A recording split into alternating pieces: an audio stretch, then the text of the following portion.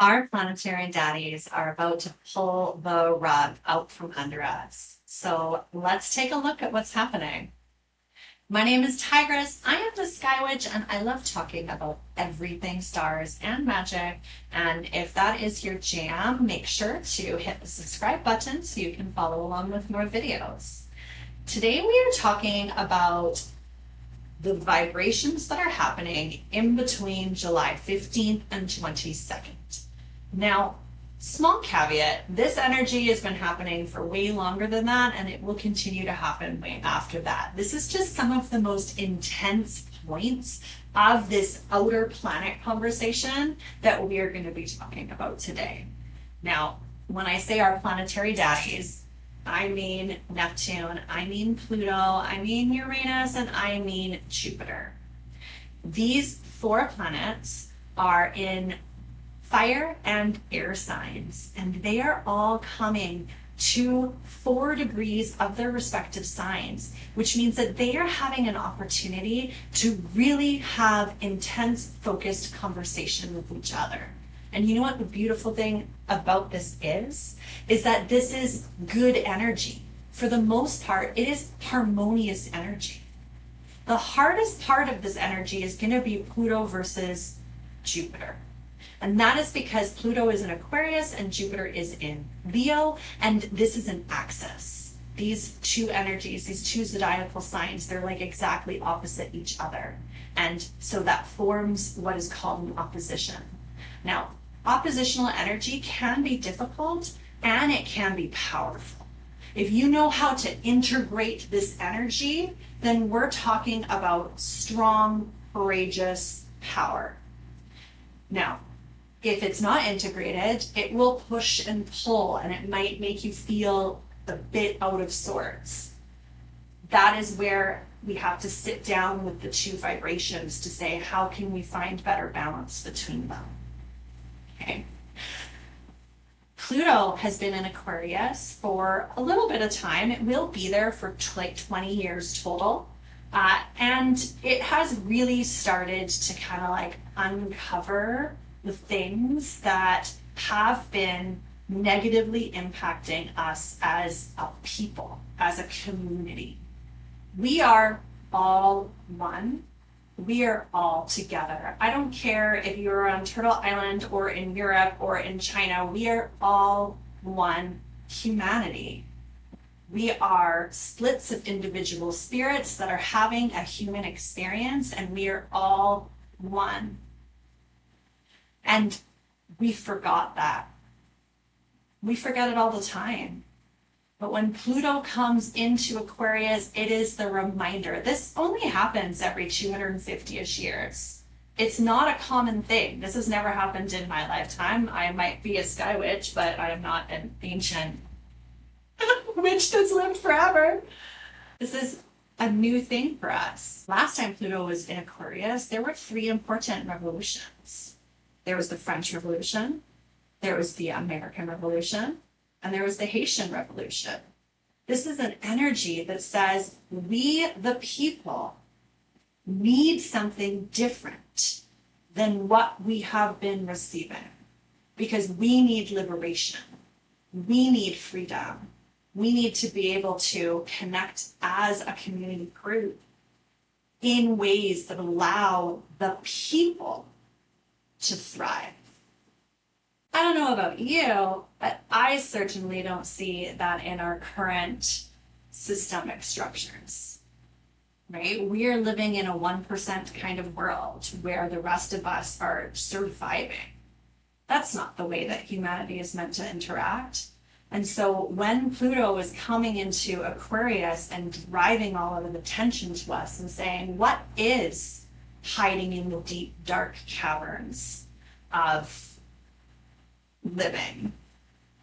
What is there? Is it working for us? Is it not working for us? What can we do about that? And so we're going to have this push-pull with this Plutonian and Jupiterian energy. Say, what are our beliefs? How can we expand? What do we need to grow? How do we care for ourselves? How do we care for others?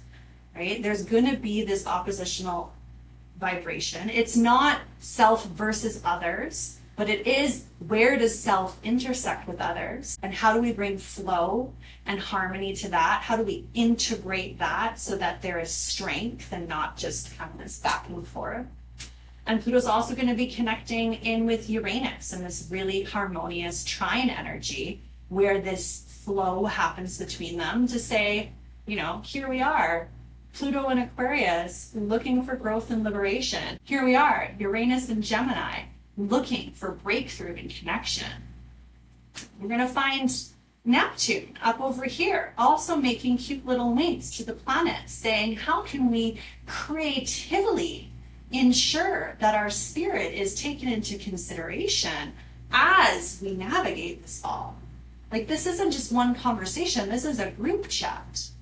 Pluto and Jupiter going back and forth with Neptune and Uranus just adding value. Now, Uranus might be like a total Gemini clown about it, right? Like, maybe the banter is going back and forth between Jupiter and Pluto, and then Uranus throws in like a clown gif, and then Neptune asks a confusion question. That's possible. Like, group chats go all over the place. We don't know what's going to happen until it happens. It's going to happen for you. It's going to tie together these 4 different areas of your chart. Things are happening in different places, and yet they all impact each other. And if they're impacting each other, how are they impacting each other?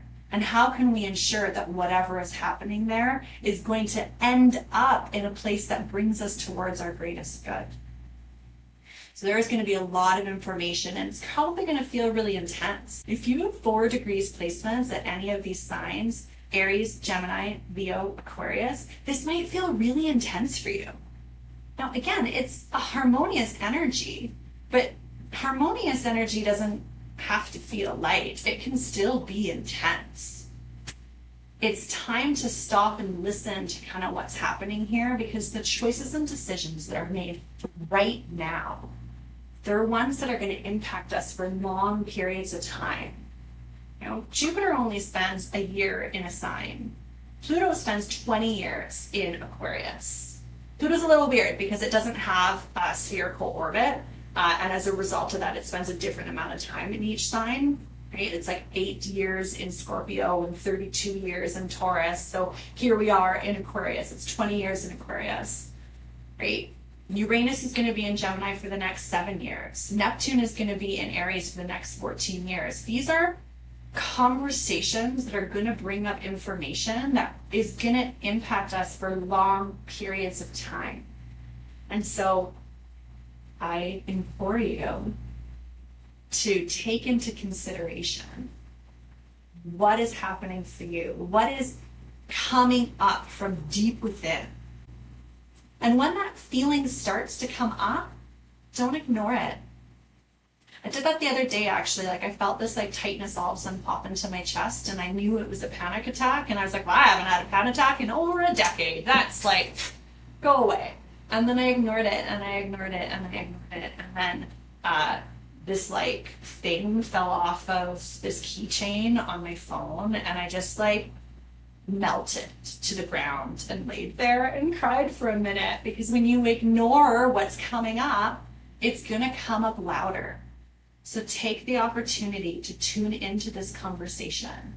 I want to know where Pluto, I want to know where Jupiter, I want to know where Uranus, and I want to know where Neptune are in your chart, because all that impacts how this is going to affect you. So drop a comment to let me know that information. If you want to know a little bit more about this, I have the other planets' perspectives on a playlist over somewhere in the notes. And if you like the information, don't forget to hit like and share, and don't forget to subscribe. Okay, I love you so much. You have a beautiful day.